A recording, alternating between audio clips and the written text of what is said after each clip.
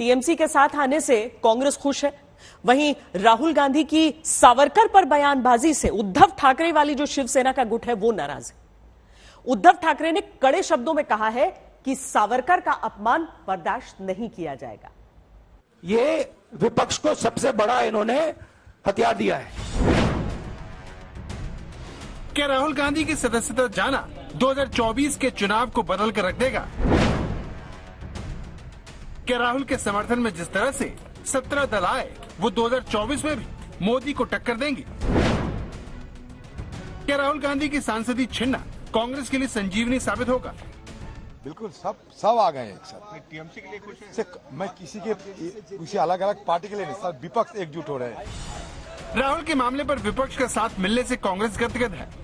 उसे ये सत्ता में वापसी के बड़े मौके की तरह दिख रहा है, जिसमें प्रमोद तिवारी जैसे नेता तो बीजेपी को अगले चुनाव में 100 सीट के अंदर समेटने का दावा करने में लगे। काले कपड़े तो पहने, काली घड़ी भी लगाई, और इस काली घड़ी में वक्त दिखाऊंगा काले दिल वाले भाजपाइयों को कि तुम्हारा वक्त अब करीब।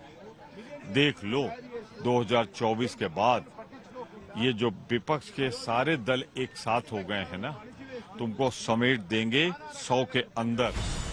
फिलहाल ये दूर की कौड़ी लगे, लेकिन पार्टी को भरोसा है कि राहुल पर फैसले से उसे जरूर फायदा होगा और वो विपक्ष को सरकार के खिलाफ लामबंद कर सकेगी। अब ये तस्वीर देखिए जिसमें सोनिया गांधी काले कपड़े पहनकर संसद पहुंचती हैं। सदन की कार्रवाई शुरू होने से पहले खड़गे के चैम्बर में विपक्षी दलों के नेताओं ने बैठक की। कांग्रेस की इस बैठक में DMK, Samajwadi party, JDU, BRS, CPM, RJD, NCP, CPI, आम आदमी पार्टी और टीएमसी समेत 17 पार्टियां शामिल हुई। इस बैठक में तृणमूल कांग्रेस का आना चौंकाने वाला रहा। इस सत्र में टीएमसी अब तक किसी भी विरोध प्रदर्शन में कांग्रेस के साथ नहीं आई थी। देश में डेमोक्रेसी को मोदी जी एक एक करके खत्म कर रहे हैं। एक तो पहले ऑटोनोमस बॉडीज को खत्म करते हुए आए, दूसरी तरह जो कानूनी तहत लोग चुनाव में जीत के आए उनको डरा धमका के उन्होंने हर जगह अपनी सरकार बनाने में गए। तीसरी बात, जो लोग झुकते नहीं उनको झुकाने के लिए ईडी का इस्तेमाल, सीबीआई का इस्तेमाल उन्होंने किया। विपक्ष की इस बैठक के बाद लोकसभा में कांग्रेस सांसदों ने स्पीकर ओम बिरला के सामने काला कपड़ा लहराया। एक सांसद तो स्पीकर के आसन तक पहुंच गया। ये देख स्पीकर सभा को स्थगित करके चले गए। इसके बाद विपक्षी दलों ने गांधी मूर्ति के सामने प्रदर्शन किया और विपक्षी नेताओं ने संसद से विजय चौक तक मार्च निकाला।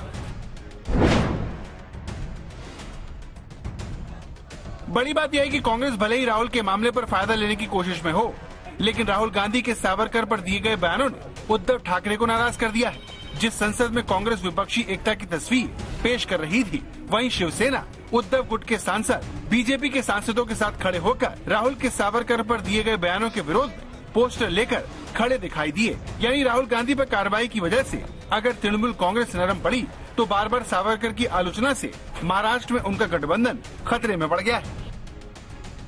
राहुल गांधी सोचता है मेरा नाम सावरकर नहीं है, मेरा नाम गांधी है। गांधी किसी से माफी नहीं मांगता। राहुल के इसी बयान पर महाराष्ट्र में महाविकास अघाड़ी गठबंधन टूटने की आशंका है। शिवसेना का उद्धव गुट इससे इतना नाराज है कि उसने संसद में विपक्ष की बैठक से किनारा कर लिया और उद्धव ठाकरे ने राहुल गांधी को चेतावनी दे डाली। राहुल गांधींना मी जाहीरपणाने सांगतोय की सावरकर आमचं दैवत आहे, त्यांचा अपमान आम्हाला पटणारा नाही, अजिबात पटणार नाही। लढायचं असेल तर दैवतांचा अपमान आम्ही सहन नाही करणार, अजिबात करणार नाही। कारण सावरकर काय होते हे नुसतं आपण वाचू शकतो। दरअसल मानहानि के मामले में सजा के बाद जब राहुल गांधी मीडिया के सामने आए तो उन्होंने कहते हुए माफी मांगने से इनकार कर दिया कि मेरा नाम सावरकर नहीं है, मेरा नाम गांधी है और गांधी किसी से माफी नहीं मांगते। मेरा नाम सावरकर नहीं है, मेरा नाम गांधी है, गांधी किसी से माफी नहीं मांगता। अदानी जी की शेल कंपनीज हैं, उसमें 20,000 करोड़ रुपया किसी ने इन्वेस्ट किया। सवाल ये है, ये जो 20,000 करोड़ रुपए हैं, ये किसके हैं? सवाल पूछना मैं बंद नहीं करूंगा। नरेंद्र मोदी जी का अदानी के साथ क्या रिश्ता है और 20,000 करोड़ रुपए किसके हैं? मैं पूछता जाऊंगा, मुझे कोई डर नहीं लगता इन लोगों से। और अगर ये सोचें कि मुझे डिस्क्वालीफाई करके, धमका के, जेल में डाल के मुझे बंद कर सकते, नहीं, मेरी वो हिस्ट्री नहीं है। मैं हिंदुस्तान के लोकतंत्र के लिए लड़ रहा हूं और मैं हिंदुस्तान के लोकतंत्र के लिए लड़ता रहूंगा। राहुल के इस बयान ने शिवसेना के उद्धव गुट को परेशान कर दिया, क्योंकि उसने राहुल गांधी की भारत जोड़ो यात्रा का न सिर्फ स्वागत किया, बल्कि आदित्य ठाकरे ने उसमें हिस्सा लिया। संजय राउत भी इस यात्रा में शामिल हुए, लेकिन राहुल की तरफ से बार बार सावरकर के अपमान ने पार्टी को परेशान कर दिया है। तो बीजेपी इसे मुद्दा बनाने के लिए राज्य के हर जिले में सावरकर गौरव यात्रा निकालने जा रही है। राज्यभरामध्ये, जिल्ह्यामध्ये, तालुक्यात, विधानसभा क्षेत्रामध्ये एक सावरकर गौरव यात्रा या ठिकाणी सर्व जनता या ठिकाणी सुरू करणार है। सावरकर के अपमान का मुद्दा उद्धव ठाकरे को भारी पड़ सकता है, क्योंकि छत्रपति शिवाजी और सावरकर के इर्द गिर्द ही पार्टी अपनी राजनीति करती है। ऐसे में अपने इस मूल मुद्दे से भटकना उद्धव ठाकरे को बहुत महंगा पड़ सकता है। इसीलिए कांग्रेस अध्यक्ष की तरफ से बुलाए गए डिनर में भी उद्धव गुट नदारद रहा। इस डिनर पार्टी में शरद पवार तो शामिल हुए, लेकिन उद्धव गुट ने गैर हाजिर रहकर बता दिया कि अगर सावरकर पर राहुल की बयानबाजी नहीं रुकी तो फिर 2024 में कांग्रेस के साथ उसका रहना मुश्किल हो सकता है। आज तक ब्यूरो।